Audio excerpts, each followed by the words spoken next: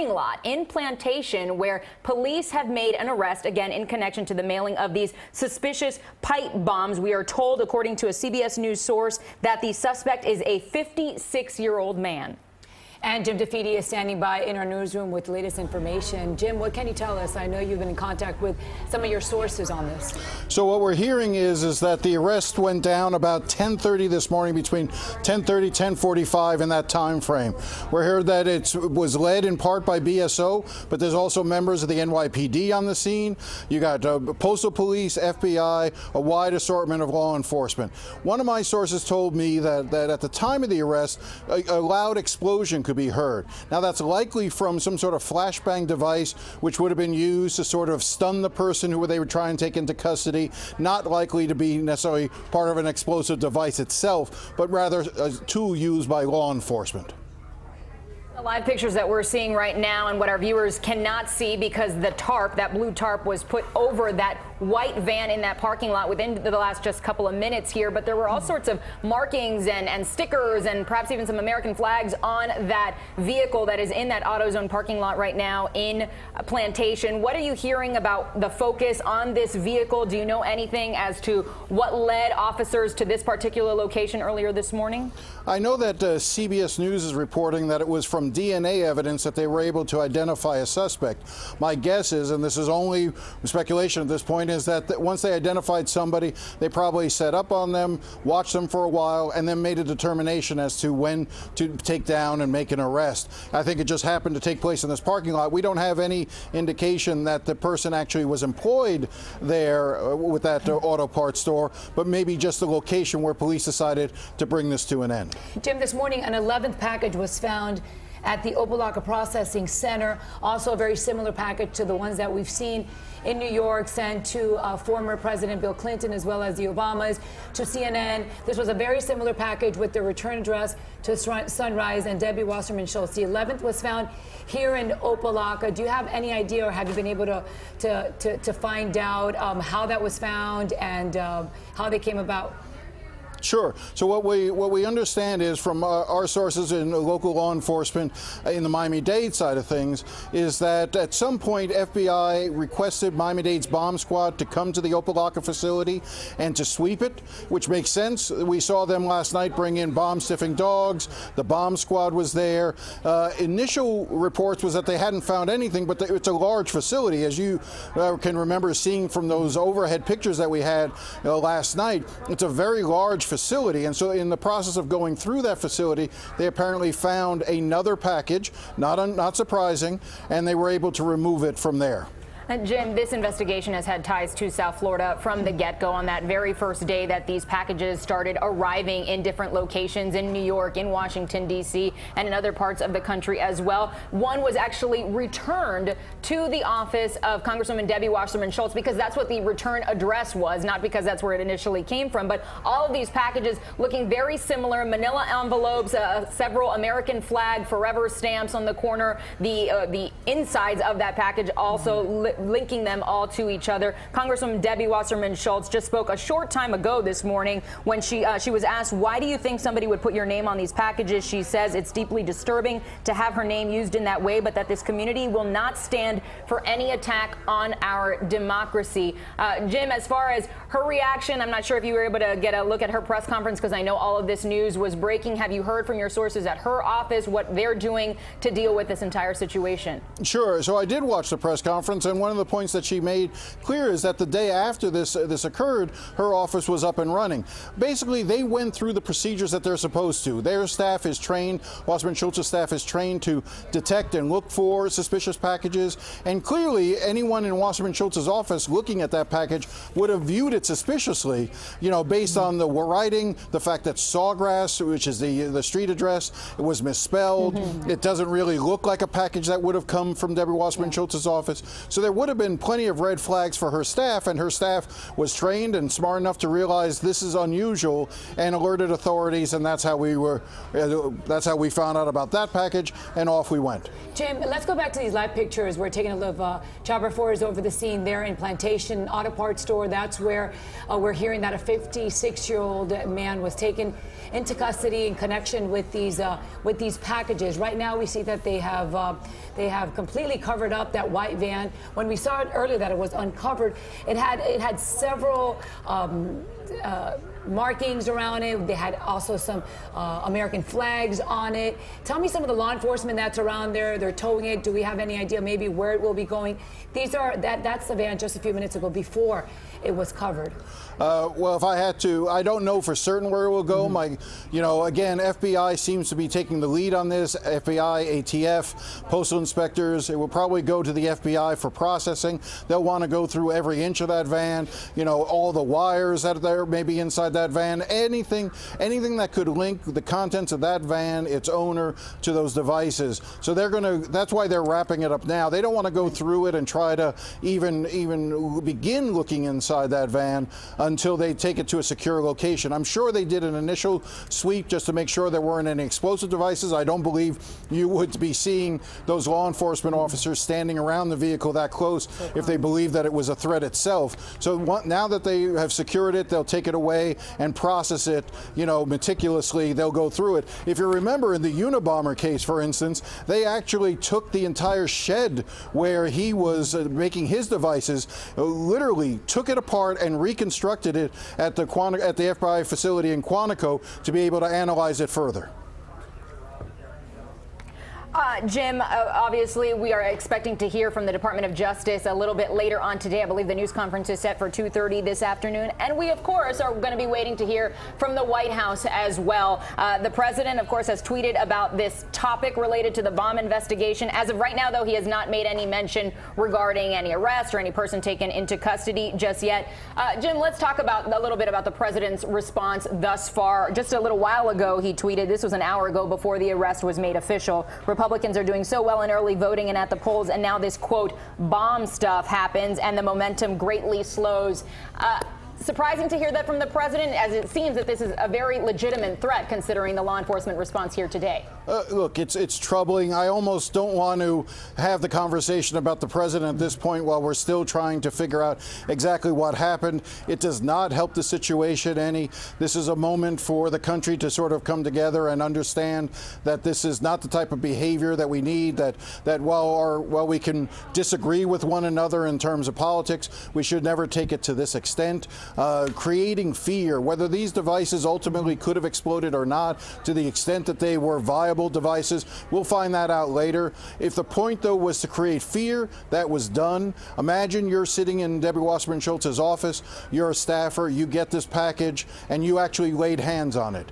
Think about how you slept that night and the nights that followed. It's got to be nerve-wracking for those folks. Very rarely would these packages ever make it to the actual intended targets. It's going to be people before them that are going to actually handle these packages. It's going to be the postal workers that are going to handle these packages. Those are the individuals who are going to be, live with this for a long time and realize that their lives were at risk.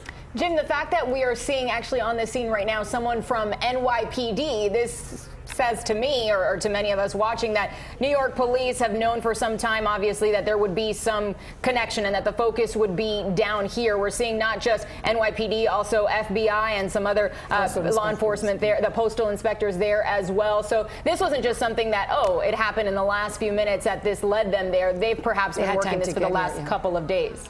Well, I mean, you have to realize that getting a device intact and being able to analyze it is key. As I understand it, the very first device, the Soros device, was detonated, which is typical. If you have a suspicious device, one way to deal with it is to actually explode it so that it renders it harmless for all those around or nearby. The subsequent devices, once they realized they had a pattern, they made every effort to preserve the device because there's so many clues that are in there. The FBI has an amazing ability to study how these bombs, are put together, the signatures, and there are are actual signatures that are in these devices. You know, the way they crimp wires, the way they solder, you know, pieces of metal together. All those sort of things are very, you know, create a unique pattern, a unique signature. So when they can study those, trying to find DNA evidence, we're hearing that it came about through DNA. You know, did they lick the envelope? You know, did they leave a fingerprint? Was there something when they were applying those 6 U.S. flag stamps? Did some adhesive from the stamp take off a piece of skin or some cells that they could then use to try to find DNA? There's so much that can be done with those packages that it's not surprising that they were able to make an arrest as quickly as they are. And to your point of NYPD being down here, look, it became pretty obvious that Florida was going to be a key player in this. The fact that the devices were mailed from Florida facility, but also with a return address of Debbie Wasserman Schultz, suggested that the person was going to be from this area, potentially someone who had some interaction, pleasant or otherwise, with Debbie Wasserman Schultz's office. So that's why you saw a lot of time down here. NYPD is also part of the Joint Terrorism Task Force. You know, they cooperate throughout the country. So having officers down here from the NYPD, I would have expected it. Yeah, really an incredible job. So many agencies working together all the way from New York here to South Florida. Jim, let's go back. So at 10:30, CBS confirming that an arrest was made, a 56-year-old man there in Plantation. Take us back to what you know about that arrest, when it was made, and how it went down. Sure. As I understand it, it was around 10:30 this morning that it was led in part by Broward Sheriff's Office as well as other agencies. A source tells me that there was a loud explosion that preceded the arrest, more than likely from a flashbang type device. You know, those devices that you see in the movies sometimes, where police will create a diversion by using a device like that to stun the subject that they're interested in arresting, that they then took him into custody, and that they're now processing the site there with the van. We don't believe the person worked at the auto parts store. He may have just been visiting it. We're also likely, the other things that you can imagine is, I think this is probably not the only scene we have right now. You probably also have scenes at other locations, most likely his home. So where did this 56-year-old person live? My guess is that there's a large police presence at his house right now going through it. All right, Jim, and we're just learning, according to the FBI's Twitter page, the FBI also confirming the arrest at this time. Again, they say they have one person in custody and that there will be a press conference in Washington, D.C. at the Department of Justice at 2:30. So we anticipate that we will learn much more about this person, this scene here in Plantation, State Road 7 and Peters Road in Plantation. But that wasn't the only scene here in South Florida. The focus this morning, where we had our live reporter, where we had our crews yesterday evening as well, was that Opa-lawka processing center, sort of a mail distribution facility, not an actual post office. Tell us about that facility in Opa-lawka and how it sort of was sort of an intermediary for some of these packages. What was going on there? And in fact, they found a package there that never made it to its intended target of Cory Booker. So tell us about that location, Jim. Sure. So I think that there were some markings on some of the packages that they recovered that led them to the Opa-lawka facility. The Opa-lawka processing facility is just that. It processes the mail. So when you drop off your letter or your postman picks up your letter, it may go to the post office first, but eventually it'll make it to the processing center where it gets sorted and then sent on its way wherever it needs to go throughout the country. One of the things that's fascinating to me is every piece of mail that goes through the processing center is photographed. There's a record of every single piece of mail that goes through there. That's why we're seeing these pictures. That's why we're seeing these images. And so one of the things that they've been doing is going through the processing center, looking at, there's a self-serve kiosk there where you could go up, drop off a package. It's not a typical post office, so it's not as if it's a place that you would go normally to mail something, but they do have a processing center, a kiosk, where you could go and essentially drop off packages. They were pulling the video from that. We don't know yet if that's one of the ways that they also came on this person. Again, CBS News is reporting that it was from DNA evidence collected from the devices themselves. Just one package found there as of now. Is it possible that more packages are out there? Perhaps they've already made their way through the facility. Have you heard anything from your sources regarding them still being on the lookout at other offices of prominent Democrats across the country? that's certainly a possibility that there could be more packages out there. Just think in terms of lag time sometimes that it takes to mail something, and it could be delayed in the process. One of the reasons why the package was sent back to Debbie Wasserman Schultz was that it was a package intended for Eric Holder, but it had the wrong address. So you know, sometimes if packages are misidentified in terms of the address that they're supposed to go to, they can wind up bouncing around the system for a little while. So there's a possibility that there are some like that. Yeah, and all the packages very similar. Florida was misspelled, Sawgrass was misspelled, Schultz was misspelled. So a lot of similarities. Also there was a 12th package that was found today. This was in New York, in Manhattan, in Midtown Manhattan. That was a 12th package that was found after we heard about this 11th package that was found here in Opa-locka. What do we know about that's going on now in the Opa-locka facility? Is it quiet? Have they moved their focus now to Plantation, or are they still in the facility there in Opa-locka, possibly, you know, still looking for more clues there?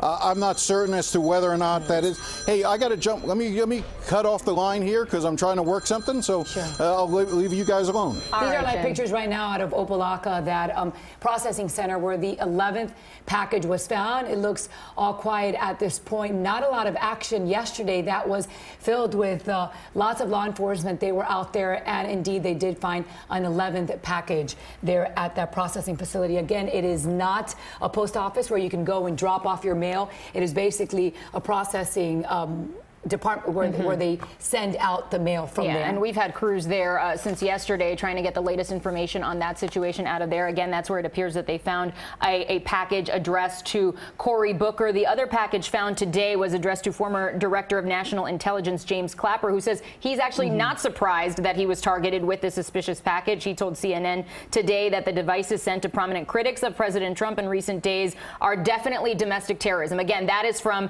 the former Director of National Intelligence James Clapper. He was one of the intended recipients of these packages. Cory Booker, again, one of the intended recipients of these packages. And going back a couple of days to when this story first broke, it was Hillary Clinton, former First Lady, former Secretary of State, former opponent of Donald Trump, as well as the former President Bill Clinton at their home in Chappaqua, New York. Barack Obama's home was sent a package, as well his home in Washington, D.C. John Brennan, a package was sent. That is what sort of started it all. At least one of the first cases that we heard about this was CNN being evacuated earlier this week because a suspicious package had arrived there. That was actually addressed to John Brennan via CNN at their particular media center there in New York. So that caused the evacuation of that building. And just yesterday, they had to evacuate the building again because they thought there was some sort of other suspicious package. Of course, everyone very on edge right now. Anytime they see something that might be suspect, immediately evacuated. And that is certainly the right course of action to take at this point. Debbie Wasserman Schultz's office, again, that is what happened. They saw this package that did not appear to be something that should be in their office, even though it had her address as the return address. So certainly people on edge here, not just in South Florida, but all over the country, as we still are unaware whether or not there are more packages already in transit. And these are live pictures right now out of Plantation. This is at an auto parts store there. For several hours, law enforcement has been there. NYPD, also postal inspectors and Secret Service, BSO, we're told, made the arrest actually of a 56-year-old man there in the auto parts store. It's still unclear whether the man worked there, whether he was just had his car parked there, whether he went into the store for some unknown reason. But FBI has confirmed that a 56-year-old man has been taken into custody, has been arrested in connection with these bombs. And of course, we are standing by for a press conference later this afternoon from the FBI and the Department of Justice. That will happen at 2:30. But we're going to have much more on this entire investigation coming up on the CBS 4 News at noon, as well as online at cbsmiami.com. Stay with us.